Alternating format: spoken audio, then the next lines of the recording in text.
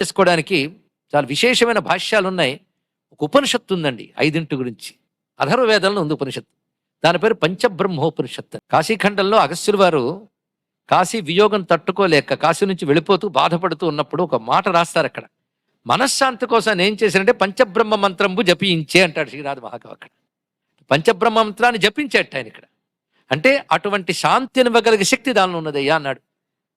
సంపూర్ణ మంత్రరాశి అండి. సృష్టి యొక్క క్రమమంతా అందులో చెప్పబడుతుంది. అంత విశేషమైన మంత్రరాశి గనక ఒక్కసారి ఆ పంచబ్రహ్మోపనిషత్తులోకి వెళ్ళి పంచరుద్రుని తెలుసుకుంటే అప్పుడు మన రుద్రమహిమ సంపూర్ణం అవుతుంది ఇక్కడ.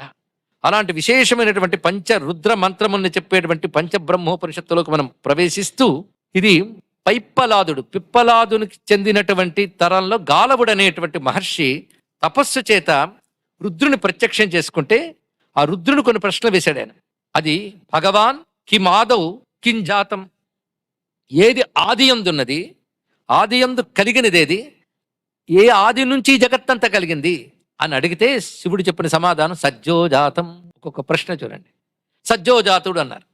కిం భగవః ఇతి, అతడెవరు, అదేమిటి అంటే అఘోర ఇతి, అదే అఘోరము అన్నాడు.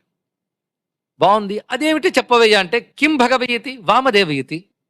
చూడండి అసలు చెప్పట్లే, మరొక పేరు చెప్తున్నాడు వామదేవయతి.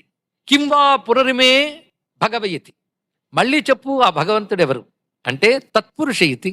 కిం వా పునరిమే భగవయతి, మళ్ళీ నా స్పష్టం చేయవది ఎవరు. ఇప్పుడు స్పష్టంగా చెప్తున్నాడు. సర్వేషాం విద్యానాం ప్రేరయత ఈశానః. మొత్తం ఇందాక చెప్పిన 4 ఎవడంటే అందరికీ విద్యల్ని ప్రేరేపించేవాడు ఎవడో, అన్ని విద్యల్ని ప్రేరేపించేవాడు ఎవడో ఆ ఈశానుడతడు.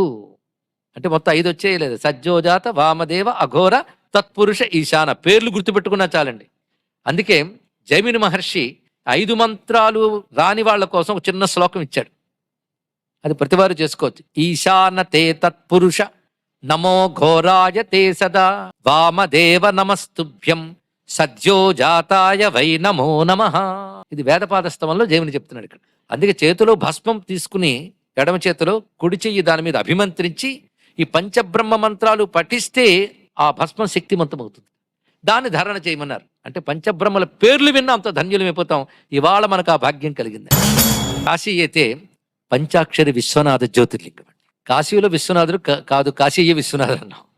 కానీ విశ్వనాథ్ జ్యోతిర్లింగం చెప్పినా మొత్తం కాశీ అతడే. అలాగే నమశివాయ అనే జ్యోతిర్లింగం రుద్రమనే కాశీలో ఉన్న నమశివాయ కాంతే మొత్తం రుద్రమంతా కూడా దాని స్వరూపమే. అటువంటి దివ్యమైన స్వరూపం. వెంటనే కతివర్ణ కతిభేద కతిశక్తయ ప్రశ్నించాడు గాలవుడు. జిజ్ఞాస అలా ఉండాలండి. చెప్పావుగా అయిపోయిందని కాకుండా 5 ఏమిటి, వాటి విషయములేమిటి, ఎందుకు 5 చెప్పవు అంటే ఏది తెలిస్తే మరొకటి తెలుసుకోవాల్సిన అవసరం లేదు, ఇది చెప్తున్నాను విను అన్నాడు ఇక్కడ. యత్ సర్వం తద్గుహ్యం, ఏది